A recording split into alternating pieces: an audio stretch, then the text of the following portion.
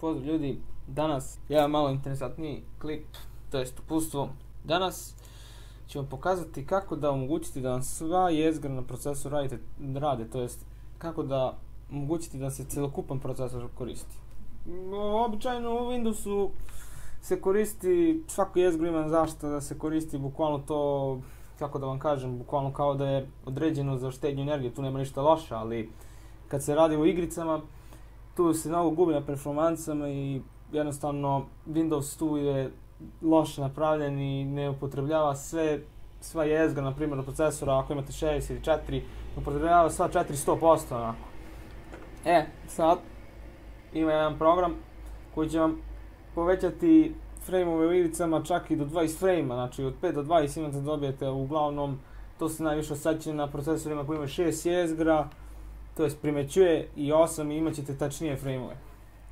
Znači ja ću postaviti sajt u opisu, kada uđete na sajt skinete ovdje, program download application i tako dalje.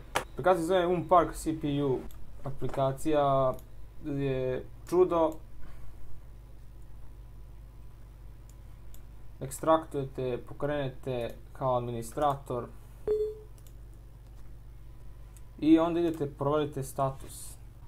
Ovo najviše se vidi, znači, oko igrica kao što su Battlefield 3 i 4, te igrice koje zahtevaju mnogo procesor, generalno oko njih to, znači, najviše se vidi razlika u performansama onako i to je najkorisnije, pogotovo za korisnike Windows 7 koji ima, na primjer, Battlefield 4 i, na primjer, imaju 60 frame-a, sad će da ima možda 80. Znači, šta idete? Idete Unpark-al.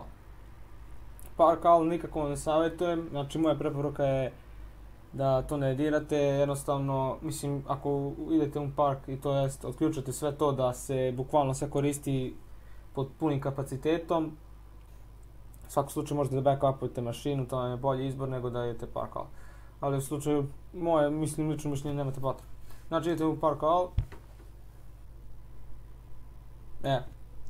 I kad ste Unparkovali sve, oni su svi sada bukvalno se koriste 100%. Em što će poboljšati performanse u vidu igrice, em što ćete poboljšati performanse samog računara, ali to se baš i ne primjećuju u svakim delom. Mislim, najbolje se vidi na igricama jer tu se najviše računari opterećuje u suštini.